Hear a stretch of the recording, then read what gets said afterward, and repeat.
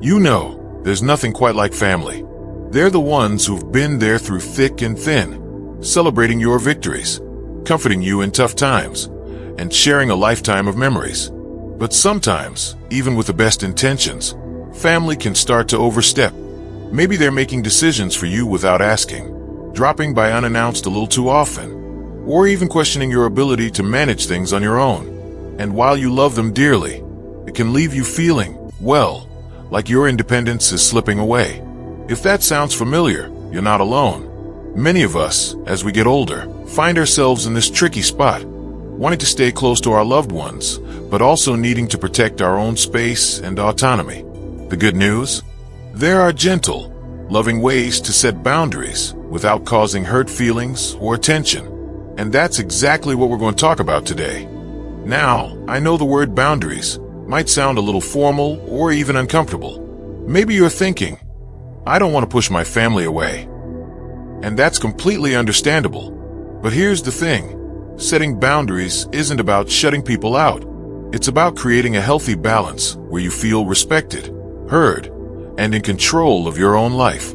After all, you've earned that right. So, let's start with the first step, recognizing when a boundary needs to be set. Sometimes it's obvious, like when a family member insists on managing your finances when you're perfectly capable. Other times, it's subtler. Maybe you've noticed you're feeling drained or frustrated after visits, or you're avoiding phone calls because you know they'll lead to unsolicited advice. Those feelings are important. They're your inner compass telling you something's off. Once you've identified where the overstepping is happening, the next step is to communicate, but in a way that keeps the relationship strong. For example, let's say your adult child keeps reorganizing your kitchen every time they visit. Instead of bottling up your annoyance, you could say something like, I really appreciate how much you want to help, but I've got my kitchen just the way I like it. How about we tackle something else together? That way, you're acknowledging their good intentions while gently reclaiming your space. Now, I know that speaking up can feel awkward at first, especially if you're used to putting others' needs before your own. But remember, your feelings matter just as much as theirs. And often, family members don't even realize they're overstepping until you kindly point it out. Another helpful strategy is to redirect the conversation when you're getting too much unsolicited advice. Let's say your sister always has an opinion on how you should spend your retirement. Instead of getting defensive, you could smile and say, You know, I've got my own plans, but I'd love to hear what you've been up to lately. Shifting the focus lets you steer clear of unwanted advice while keeping the conversation positive. Of course, there will be times when setting a boundary requires a firmer approach, especially if someone keeps ignoring your requests. In those cases, it's okay to be clear and direct. You might say, I know you're trying to help, but this is my decision to make. It's not about being harsh. It's about honoring your own needs. Now, we've covered a lot here. Recognizing when boundaries are needed, communicating with kindness, and redirecting conversations when necessary. But there's more to explore, like how to handle guilt, because let's face it, that often shows up, and ways to reinforce your boundaries without feeling like you're being difficult. So let's keep going, because staying independent while keeping family close is absolutely possible, and you deserve both. You know, one of the biggest hurdles when it comes to setting boundaries isn't just figuring out what to say. It's dealing with the guilt that often follows. Maybe after a conversation where you stood your ground, you found yourself lying awake at night thinking, was I too harsh? Should I have just let it go?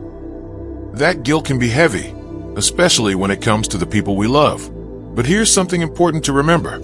Taking care of your own well-being isn't selfish.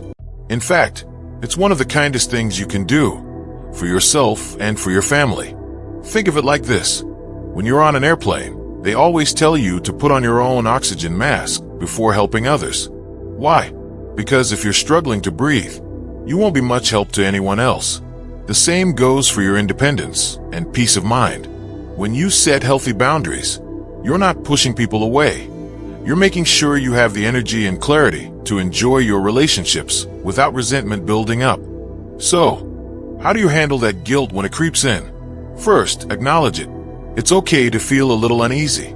It just means you care. But then, remind yourself why you set that boundary. Maybe it was because you needed more privacy, or you wanted to make your own choices without someone second-guessing you. Whatever the reason, it came from a place of self-respect, not rejection.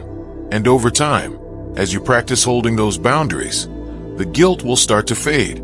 Now, let's talk about another common challenge. When family members don't take your boundaries seriously at first. Maybe you've asked your son not to drop by without calling, but he still shows up unexpectedly because he was in the neighborhood. Or perhaps your daughter keeps insisting on driving you to appointments, even though you're perfectly comfortable behind the wheel. In cases like these, consistency is key. The first time you set a boundary, it might not fully stick, and that's normal. People are creatures of habit, and if they're used to doing things a certain way, it can take a little time for them to adjust. But that doesn't mean you should give up. Instead, gently reinforce your boundary each time. For example, if your son stops by unannounced again, you could say, "It's always nice to see you, but remember, I'd really appreciate a call first. That way, I can be ready to enjoy our visit." If he forgets again, you might kindly remind him at the door, "Oh, I wish you'd called. Now's not the best time for me.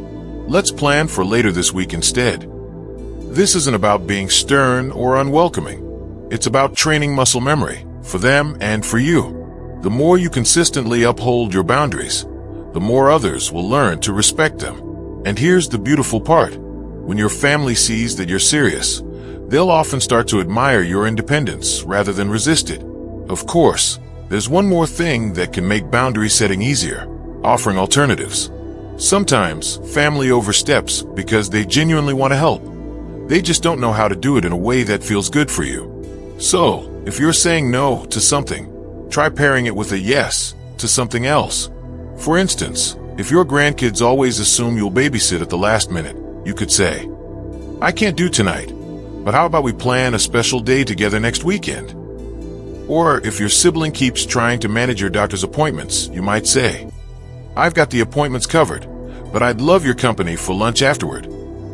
This way, you're not just setting limits, you're showing them how to support you in ways that actually work for you. And that's a win-win. Now, we've covered a lot so far: handling guilt, staying consistent, and offering alternatives. But there's still one more crucial piece to this puzzle. What to do when family still doesn't respect your boundaries, even after you've been clear and patient. That's where we'll pick things up next, because you deserve to feel empowered in every part of your life, without apologies. You've done the hard work. You've recognized where boundaries were needed, communicated them with kindness, and stayed consistent even when it felt uncomfortable. But what happens when, despite your best efforts, a family member still refuses to respect your wishes? Maybe they dismiss your request with a laugh, saying, "Oh, you're just being stubborn." Or they turn it around on you. "After all I've done for you, this is how you treat me?" Situations like these can leave you feeling frustrated, even questioning whether it's worth holding your ground. But here's the truth. You have every right to stand firm. Just because someone doesn't like your boundary doesn't mean it isn't valid. So, let's talk about how to handle these tougher moments with grace and strength. First, it's important to recognize when pushback is really about them, not you. Sometimes, family members resist boundaries because it disrupts their comfort. Maybe your independence forces them to confront their own fears about aging, or perhaps they've built their identity around being the helper and don't know how to step back. Understanding this doesn't mean you have to give in, but it can help you respond with compassion rather than frustration. When faced with resistance, try using I statements to keep the focus on your feelings instead of sounding accusatory. For example, instead of, "You never listen to me," try, "I feel hurt when my wishes aren't considered. I'd really like us to find a way to respect each other's needs." This approach takes the blame out of the conversation and makes it harder for them to argue, because no one can tell you how you feel. Now, if they still bulldoze over your boundaries, it might be time to limit contact temporarily. This isn't about punishment. It's about protecting your peace. You might say, "I love you, but if we can't respect each other's needs, I think we need some space for a while." It's amazing how often a short break, can help someone realize they'd rather adjust their behavior than risk losing time with you. And finally, remember, you're not responsible for managing other people's reactions. If someone chooses to be upset because you've set a reasonable boundary, that's their emotion to work through, not yours to fix. You can't control how they respond, but you can control how much you let it derail you. As we wrap up, let's revisit the heart of all this. Your independence matters. It's not just about where you live or how you spend your time. It's about honoring the life you've built and the person you are. Setting boundaries isn't selfish. It's an act of self-respect. And when your family sees you thriving on your own terms, it often inspires them to see you in a new light, not as someone who needs managing, but as someone who deserves respect. So, take a deep breath. Start small if you need to. Maybe today, it's asking your daughter to call before she visits. Next week, it might be politely declining advice on a decision you've already made. Every step counts. And I'd love to hear from you. Have you faced challenges with family overstepping? What strategies work for you? Share your stories in the comments below. Your experience could help someone else feeling the same way. If this video resonated with you, don't forget to like and subscribe for more tips on living life with confidence at any age. Here's to your independence. May it be as strong and unshakable as the love you have for your family. After all, the healthiest relationships are the ones where everyone has room to grow. Cheers to that.